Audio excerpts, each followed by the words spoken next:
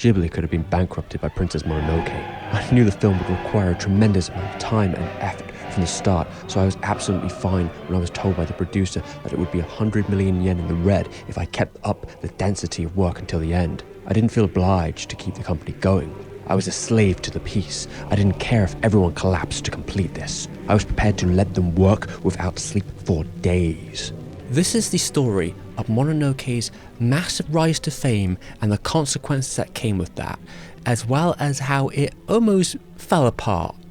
You see, the film itself holds a very special place at Ghibli. It was the longest hiatus Miyazaki had taken from animation at that point, created just after the bleak end of his Nausicaa manga. Both stories were epic tales of struggling worlds. The Ghibli brand had become too sanitized for Miyazaki. He wanted to return to the sensation of Nausicaa. He did not want to spend the little time he had left for the benefit of young people, as he would say in 1989. But that sentiment seemed to get stronger with age. After all, Miyazaki saw himself under the spell of Kurosawa.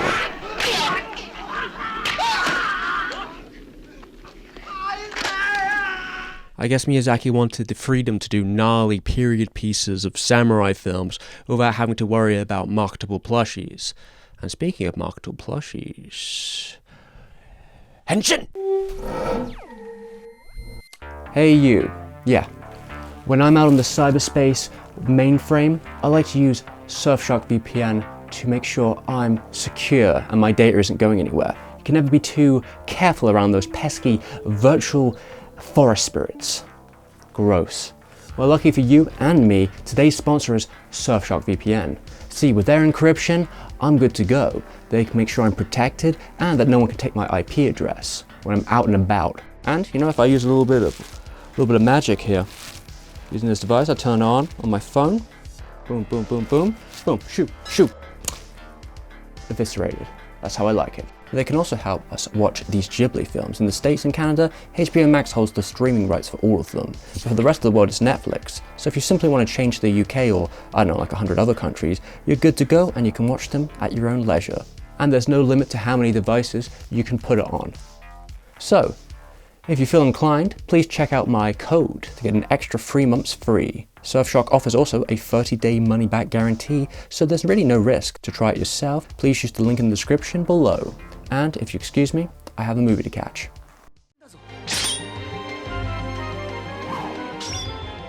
Well, it looks to me they're trying to connect the sort of grand narrative scale of Nausicaa to Princess Mononoke and saying this is a bigger, better version of it, despite the fact that Princess Mononoke actually predates it. The first draft comes out in 1980, during a period where Miyazaki was pitching a bunch of films. Unfortunately, it never came to be because the studio basically said it was an original IP and they weren't really interested in that. You know, there was no franchise to go with it. Now, that wasn't exactly an issue in 1994 when he brought it back out, but by that time, a lot of the ideas in here, well, some of them, they go pretty hard. They'd been cannibalized by other movies that he'd made at that point. So he was basically starting from fresh. As the other side of the coin from Nausicaa, Nausicaa itself is about living in a hostile post-apocalyptic world, where Princess Mononoke was about a world slowly dying because of resource scarcity. And that was something the team of the film was also feeling, as resources couldn't keep up with Mononoke's production. The scale was larger, and that can be seen in comparison to crowd shots between Nausicaa and Mononoke. The individual density can be night and day.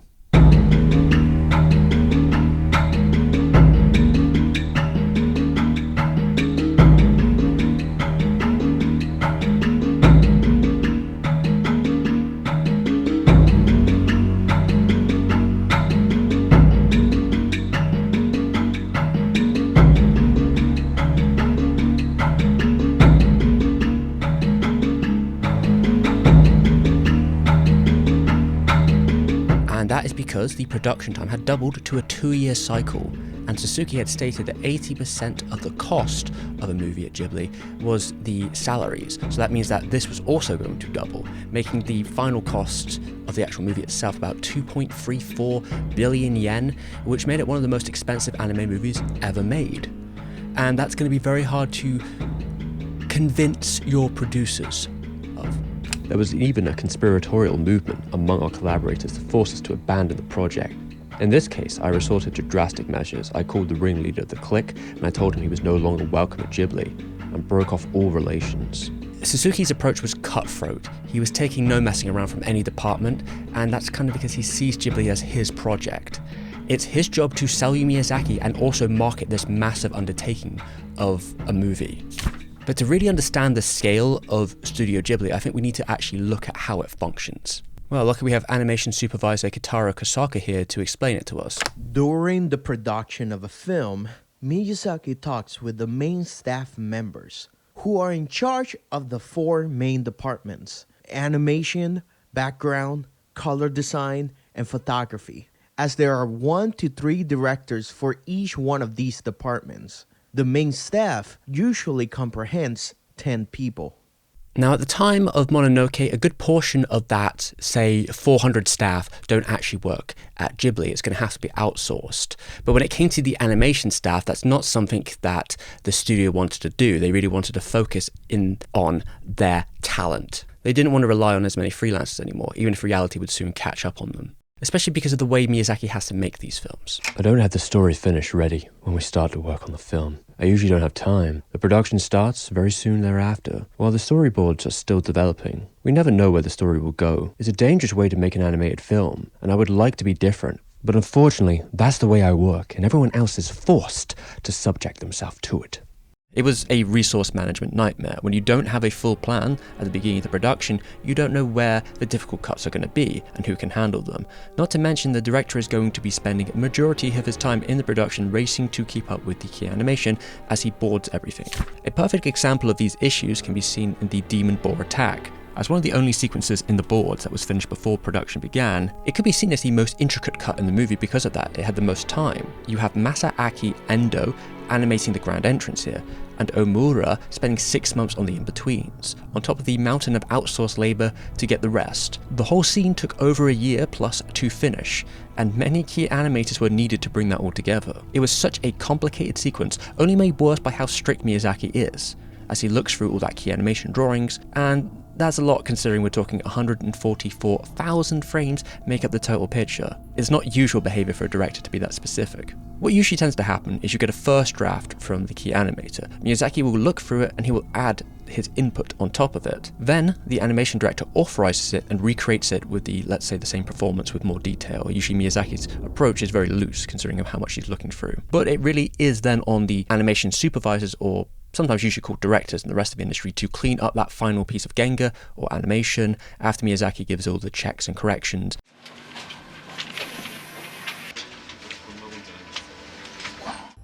You two stay with Shan. I must go to the forest. So really, there's a lot of pressure on these supervisors to bring it together. You know, supervisors like Ando, he was also credited as the character designer, and he was trying to live up to his hero. And because of the scale of everything, he stayed up until 4 a.m. every day to keep working. Ando's desk being next to Miyazaki meant that he was one of the chosen few who could give insight to the director, which was usually considered quite taboo. It's usually accepted that animators at Ghibli were not exactly allowed to give feedback to the production, as that was not really, quote, the purpose of Ghibli. But that does depend on how high up the production you're supposed to be. You know, if you're in that inner circle, Miyazaki might be more than willing to get some feedback from you, even if it is only to assess his own opinion on the work. But it's important to register that these perspectives on Miyazaki aren't exactly the industry standard, which we will soon find out as soon as Ghibli try and get more freelancers or other people on the project, and they have a very hard time doing so because of certain rumours about how difficult it is to work with Miyazaki. Now, it's certainly not the case that he has a reputation for incredibly strict work environments where he has an infamous temper which he sometimes takes out on the staff or anything, and that certainly didn't happen during this production at any time. That definitely never happened. There was never several documented cases of such a thing. Was that what Oshii used to say about Miyazaki? I think Studio Ghibli is like the Kremlin. I guess you could say that is the double-edged sword of being as popular as Miyazaki was. You had a lot of people joining the industry simply to try and work with him, but also then a lot of people are going to know exactly what it means to work with you on a production and how limiting and specific that can be, which is not exactly what a lot of animators are looking to do. Now, especially as they're feeling the pressure of being short-staffed, they have to turn to one place, one saviour: telecom. Now, this is a studio that, once upon a time, Miyazaki worked at himself, and he also trained many of the staff, forging many of its veterans during the ludicrously tight production of Castle of Cagliostro, including Atsuko Tanaka, who worked on many of Miyazaki's prior movies, and here are her opinions on the man. I've been working alongside Miyazaki for a long time, even before Ghibli, and before that, I think he was much scarier to be around. After Ghibli, of course, he was very strict on the work we do. However, he wasn't really doing anything with us, so that was good. Telecom allowed her to be contracted for about 6 months, which grew ever longer. She started off with 58 cuts and ended up doing twice that by the end, animating about 10 minutes of the film. Get ready now! A little bit closer! Fire! Also, Yoshifumi Kondo, who joined the production after he finished obligations on his movie Whisper of the Heart. But as time went on, he joined as the third supervisor to combat the staff shortages as well. Kondo was Miyazaki's right hand after all, and they'd worked together for about 20 plus years. Not to mention, he was definitely an up and coming star. He was basically the creator right now of Ghibli's current biggest movie.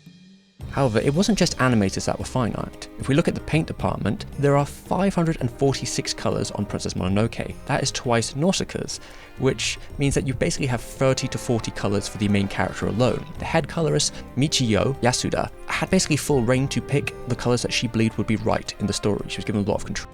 Now, because there just wasn't enough paint in the domestic market, Yasuda had to make a difficult decision to import 91 colours from Canada, specifically chroma colour, which she didn't really like very much. Apparently their quality was so-so, some had to send a couple back here and there. But the real guilt came from her feeling as though she had betrayed or somewhat damaged the domestic industry, because Ghibli as a studio was very much into the idea of keeping everything domestically sourced.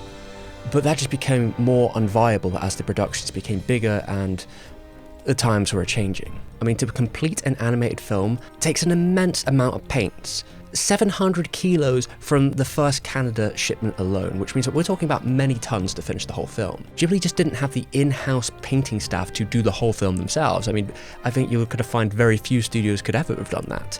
So they are going to need to send all those paints to different studios throughout Japan and beyond. There are 6 studios credited for ink and paint, traditionally, in the credits. And how do you get all that paint, that massive amount of paint to each of the studios? You need like 2 full vans just to move it. And luckily, they didn't have to go too far because most of these studios were in the Tokyo area. Can you imagine how much time it would have taken to move them internationally? Once more, the encroaching death of cells was on the horizon and everybody knew it. So doing what Miyazaki wanted to do on the scale we're talking became even more strenuous, as a lot of these cells from Japan that arrived ended up being warped through problems with manufacturing, which just added to the stress of everything. A digital future was upon us. Also, Ghibli was more than aware of that, spending billions of yen on high-end computers for their CGI department. And while it was not the first Ghibli film to use CGI or digital techniques, it did so more than anything before it, with about 10% in the entire movie. And there are 3 major types that were used in Princess Mononoke, starting with CGI. This was using a technique of cell shading to try and emulate that cell animation look when you're combining shots. And they were thinking of using it quite extensively at the beginning, with tests being conducted on the sort of demon boar scene to see if it would look better in CGI or 2D. And while the final version was majority hand-drawn, there were definitely several parts of those shots which used the technique. But to do that with it, we needed to use digital paint, or ink. The tests early on were quite successful when it came to having digital shots next to cell shots. The team couldn't tell the difference. Right, so the compositing work here would have been impossible without digital work or digital compositing. Now I want to explain to everyone what compositing really means. And to use a visual example, let's start with it's a bit like a sandwich. But not just any sandwich, it's about making a really good looking sandwich. Each different layer of the production, if it's the inks and the paints and the background, all stacked together, but you've got to organize them real nice and you've got to make them feel cohesive. That's what compositing is all about. Now back in the old days when you're dealing with cells, there's only so many cells you can stack on top of each other before the dust or the distortion of colors, or it's hard to actually tell what's happening. That's not the case in digital compositing. You can put as many layers on top of each other as you want, and this film takes clear advantage of that. Now it isn't all sunshine and roses though, because both processes are just fundamentally different in what they're trying to do. When it comes to the traditional method, you have to use a Xerox machine, sometimes they call it a tracing machine as well, to take your line work and turn it into a cell. Now while doing that, there's going to be some minor changes. There's going to be distortions from the process of turning it from one to the other. When you have to do it digitally, you usually scan it in, which means it's going to be a 1-for-1. Now an issue that can come with that on the side of the digital is that the line work, it looks too still. There's not enough changing, not enough flicker of life, as they may call it, within them. So they ended up having to readjust the line work more than they would have if it was done traditionally. We also have to talk about digital colouring in this situation and some of the side effects that come with that, namely the jaggies. You see, when you're dealing with the resolution on a screen digitally, sometimes you get what they would call a problem with aliasing. It's almost like a laddering effect you used to get on old video games where things start to break apart at the seams, and it has to do with how many pixels are on the screen. When you don't have enough pixels on the screen, you're going to see that a lot more predominantly. And early on, a lot of staff members and production didn't quite know why it was happening. They just knew it was happening. Luckily, during this production, they figured out how to get away from that by upping the pixel rate. So it was one with at least a solution. But there is something they couldn't quite fix during this production, and this is about color matching issues. When you try and combine digital and cell image together, it's a real nightmare to keep the colors consistent and match. This is something that held back a lot of productions in the 90s in terms of using more of this, outside of the obvious, well, it costs a lot of money and the rendering times get more the more you want to use in the film. This shot here was the hardest to put together in the whole movie, and it involved several different departments of work, and it may just not look like it, but it just shows how invisible the difficulties of the productions were when it came to the more technical aspects, especially for the art department, who were responsible for the massive number of backgrounds in the movie. They had 5 art directors, and that number had never been used before in the studio, but the scale was just needed for the department, as they were put in a bit of a difficult spot. So each art director would focus on a different type of scenery. Is another department with a relative autonomy outside of Miyazaki's grasp. He had trust in them, but it was definitely a ton of work, and it was one of the final areas of the film to be completed. The depiction of nature is very much a defining thing in Miyazaki's movies, let alone Ghibli as itself, and yet it's defined by effectively faceless staff, because in the end of the day, I think this is an important thing to really take in. There are only so many hours in the day that Miyazaki can actually do things. So a lot of these things that define his works are going to be defined by people that you may not even know the name of, including the whole departments. 宮崎さんは言っていた。映画は映画になろうとする。その時自分は映画のしもべ、奴隷になると。確かに自分が知っていることを伝えるのは伝達であって表現ではない。表現とは Yeah, but for this department, they're telling Miyazaki, we need more people, but there just isn't any space in the department room. There's nowhere else to put them. So they're basically forcing desks into the room and just squashing them all in because they have no other choice. Things are getting a bit desperate. We're about a year into the production now, and the storyboards aren't done. There's about 1,200 cuts, and maybe there were supposed to be 1,380 cuts originally, but now it looks like there's going to be 1,500. So that original deadline, which was already very optimistic of October, is not happening, and it has to be late January. But that's only possible if they can get more people on board. And for that to happen, they're thinking about letting 7 staff members take a 13-hour test to see if they're ready to move to key animation. Well, they're not, because they all fail. Making it worse on top of that, a couple months later, you've got Yoshio getting into a horrible motorcycle accident, leaving him unable to do key animation. And let's not forget the retake system. We've got to look through those cuts and decide if they can be approved, and that's on Miyazaki. Does he think it's good enough? Does it need polishing? Does it need to be redone? Is there something wrong with it? This is a continuous fight throughout the whole production that's going to slow everyone down. But I guess Suzuki doesn't care that much because he's nonchalantly walking around the studio with his fake prop samurai sword, showing everyone his latest idea of a press stunt that he wants to pull off. Alright, let's take a little break for a second, a little refuge point. It's only going to get bleaker from here, so I've wanted to tell everyone a little cute story about the production. It seems the staff got a taste for spaghetti bolognese, which was interesting. I thought it was noodles at first, but you look through it and you look through, yeah, it's spaghetti. They were huge, like, spaghetti parties through pretty much it seems like every month of the production. Even the animation supervisors like Kondo would help make them, or Miyazaki. They all come together, have a nice time, have a little bit of spaghetti, but they all ate them with chopsticks, which I thought was pretty funny. But I thought, hey, Don't knock it till you try it, right? So here I am. Now, in this little refuge, I thought I'd just thank my patrons, including Lenny, Tim James Richard, Cell Swords, Joven, Daniel Strait, Ashka Rao, Strategin, Stratos, Chunks, Jay, Fox Mulder, OT, Paul, Steven's Mum, Subsofa, Takayuki Suki, Systematic, and Karen. And also shout outs to a new individual, I think it's Andrew, who came in during the Princess Mononoke one. Apparently it's his favourite film. So I hope you enjoy. Now let's see. Oh no. Wow.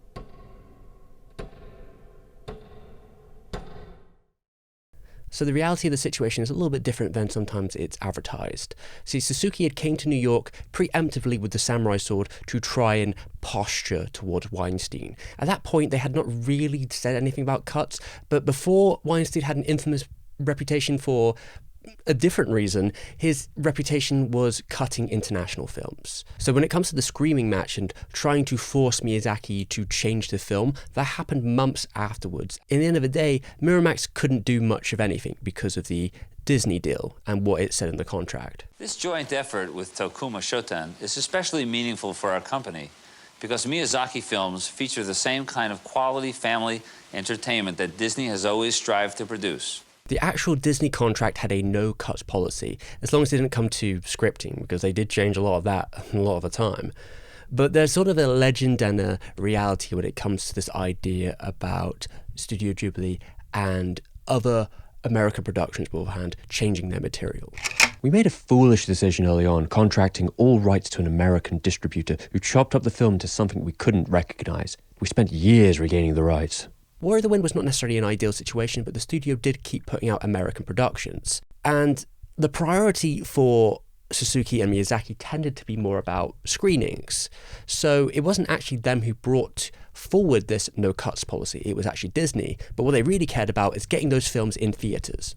In fact, there's a kind of funny story later on, especially towards the conflict with Weinstein, where Miyazaki and Suzuki almost seemed like genuinely curious to how Weinstein would cut the film. Now, they never really wanted him to cut it and put it out there, but there was a sort of morbid curiosity within them where they were trying to get their gaijin on the other side to convince them that it would be a good idea to cut the film just so they could reject it later and waste a bunch of money.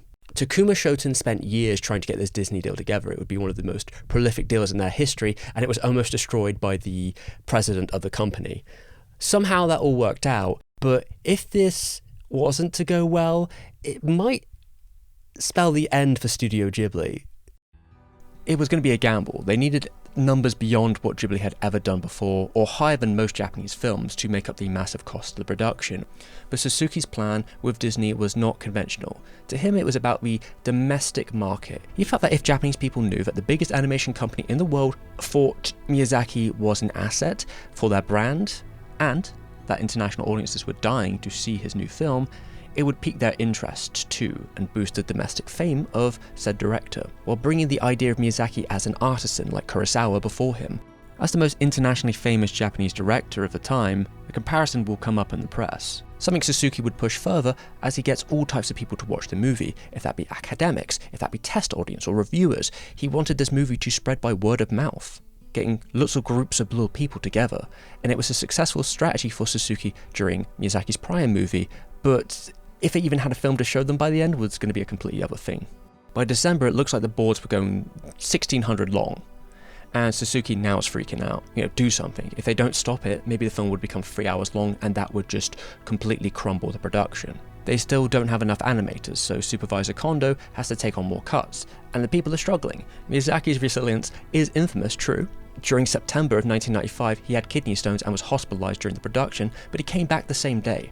In April of 1996, Miyazaki has a cold that's so bad he can barely smoke, and his back pain is just getting worse by the day. And then later on in September, he has tinnitus through the whole of the rest of the production going through his arm. The man seems to be forged of steel, but not everyone else can live up to his absurd standards. If you're going to work all night without a day off in crunch, it's going to create an unhealthy culture if flaking off extreme conditions is the norm. Like the 2 assistant directors who go down with illness during the winter because, to Miyazaki, they lack intensity. Yet by the end of December, even Miyazaki is losing it at the impending crisis. He shaves his beard off in defeat with little hope that he can actually finish this movie now. There just wasn't enough good in-betweeners in Japan to hit the schedule, it seemed. Once more, there's no end in sight. We still didn't know how long the final runtime would be. There needed to be some kind of compromise, but in the end, the compromise was regulation, as Studio Ghibli breaks labour laws and forces their staff to work 7 days a week, no breaks, no nothing, just go until we finally, hopefully, finish this film in time. Maybe? So since Kiki's delivery service, pretty much every Miyazaki film has released sometime in mid-July. That seems to be there in the black theory, that's when these films come out, that's the association. And Suzuki doesn't seem to be willing to budge on it at all. Which, yeah, not great. But Miyazaki isn't exactly trying to stop him very hard because he seems to be obsessed with the idea that as long as he hits his deadlines, he gets to do what he wants. So doesn't matter what happens to the staff, let's just fucking do it. The statement was set. It was finish the keys no matter what. By January, the storyboard was then finally finished after 18 months. It brought the estimated runtime to 130 minutes, which was already over expected, but at least it wasn't 3 hours. But then Suzuki isn't happy with them, so he tries to get Miyazaki to change them, and in the process, they get redrawn and it becomes even longer. But, the producer okayed it, so it's fine, as Miyazaki says. And that pushes the production even further back. More insiders are called for favours. We have prior staff to help out in Part D, usually pitched with a lower number than they actually plan to give them, doing whatever they can to also make the talent work in-house. Because towards the end of the production, even after finishing your workload, no one stops, so you continue to pick up work that has been straggling behind. And that's why Tanaka ends up working double what she originally was promised to. She leaves the production in February of 1997. And then there's also a final last resort of getting Yoshinori Kaneda back, one of the most infamous animators in Japan. This would be the last film he worked with Miyazaki. He was given a 30-second sequence. And if you go through the details of the cut, it's a very bold, fast, and swift set piece, with action that's not necessarily seen in the rest of the film. There's plenty of airtime, which is definitely a Kaneda staple, and it's just razor sharp. You see, Kaneda tends to get more leeway from Miyazaki, and it's kind of interesting to see how it evolves from its storyboards here to layouts to the final animation. Look, everybody wants everything. That's the way the world is, but I might actually get it. Don't force me to kill you. Oh dear, you make it sound so very easy. You really ought to relax. Now, because of the redone storyboards, Miyazaki has to take on some layout work for Part D, but that puts him even further behind the schedule. Not to mention the audio and sound direction he's supposed to be overlooking for the movie, but other responsibilities are holding him back. After months into this new process, staff appear to work later into the night, but also appear later in the morning, as crunch is hitting them. The ballooning 125,000 in-betweens is where the production was going to really struggle. That was far more cells than were expected, and every extra cell is an extra finishing job, and it was the finishing department who were really going to suffer from all the production nightmares we've been going through. It didn't seem like it was going to be possible to do without a drastic change in approach. Outsourcing is the only option on all fronts, as there are so few cells ready to ink and paint. The number of finished drawings is declining per day as it gets harder to render them. To keep up with the pace, she asked Telecom's president, Takeuchi, to help with the process of digitizing. Now, this new process doubles the speed, but it will also eventually end many careers. Ghibli has to take the lead and integrate digital ink and paint into its system. No other studio can bear that kind of financial risk. The other studios will follow. Ultimately, what saved the production is not the massive crunch necessarily, as it is the outsourcing and digitization. You see, no matter how fast you whip those animators, the finishing time needed to paint those cells completely, it wasn't happening. After this film, Studio Ghibli went entirely digital, and they kind of had to break their promise again in terms of international staff, with Dr. Movie, the Korean animation studio, helping out with coloring a lot of these frames. In the book Industrial History of Studio Ghibli, it states that there is systemic oppression and even bullying within the studio, and that there is enough evidence to prove that. And that's not great, and it's not made any better by the people on top. It's like a clockwork system that continues to run forever on. Reminded me of something that Miyazaki said in one of his own books about animation being forever an unskilled labor. He doesn't mean that it takes no talent, but more so that you aren't a craftsperson. You can't spend all the time you want. It's all about the commercial product, which means you are always behind that clock. And that clock is inherently what he uses to drive his productions anyway, that is going to eventually make everyone go over the edge.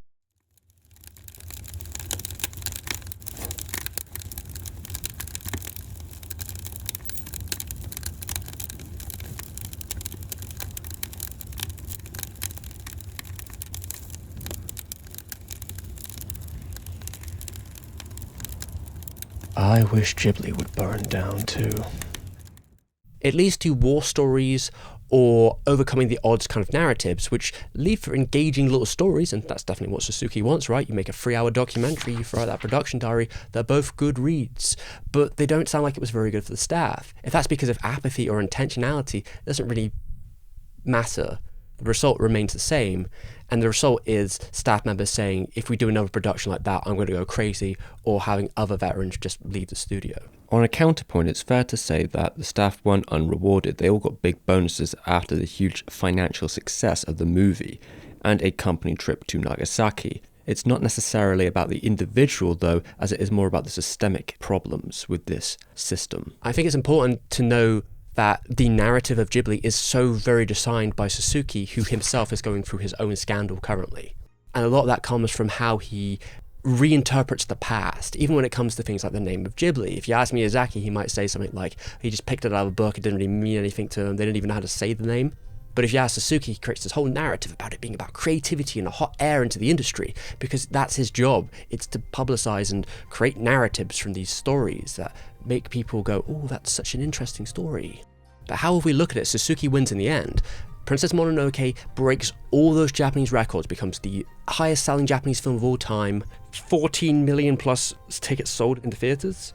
And it also seems to double its income over the next decade or two, making it even bigger. Even if Suzuki went against all the conventional knowledge at the time, he somehow risked it and it worked out. Lightning in a bottle, how that ever happened, there's some constructed thoughts about it in terms of like the theatrical rollout. We're talking about him getting high-end theaters from Toei and Toho to hold the actual movie. He may have used a number of about 260-ish theaters within Japan, but because of the limited number release, it kind of had a sort of FOMO appeal where a lot of cinemas that played it felt pretty comfortable that they weren't competing against too many theaters and were willing to play it way longer than other places would if it was running in much more. There are huge stretching lines of people going out the door and you go, oh, what's going on over there? Why is there a huge line? This film must really be that interesting if we have giant lines of people, but it's all constructed. It's all part of that marketing deal. And then we also consider that, yes, Nippon TV, one of the biggest media companies in Japan, is also behind this film and is helping marketing and will be showing it on television and doing all this stuff. And we've got 1 billion yen in the cost of marketing. All that stuff means that it already has a lot of benefits behind it that go beyond simply Suzuki's marketing expertise. The idea that animation could make that kind of money in Japan begins here. And over time, Miyazaki became one of the most well-known Japanese directors internationally, especially among youth. Even if Miramax's campaign failed in the cinemas, selling about $2 million the same year that Pokemon broke theatrical records in the US, it didn't really matter because Disney's purpose was to give Miyazaki more prestige, and it worked. His brand became the image which Suzuki wanted to craft. The home release sales would also pay off in the end. Disney was also showing themselves to be capable of selling a fair decent amount through the backlog of the studio. It's fair to say this movie changed everything for Studio Ghibli. He had punctured his lungs several times before. Even though the doctors had told him he would die unless he was hospitalized, he always came back to work, managing the pain with acupuncture. I was convinced that he would surely come back this time too. In 1998, Yoshifumi Kondo passed away in hospital. His condition had deteriorated quite quickly after 4 years of intensive work, from his directorial debut to key animation work to supervising that entire last film, trying to make it hit deadline. it never ended. And ultimately, what took him in the end was actually an aneurysm. His heart valve here, it burst. And it would have been easy to miss, and it would have been something that grew over years. But he didn't really have time to think about it during these productions, because the meat grinder never really stops. And yes, this is a turning point for Studio Ghibli, but it's also a loss of a good friend and a successor. A couple months later, Miyazaki announces his next movie, and the cycle will continue once again.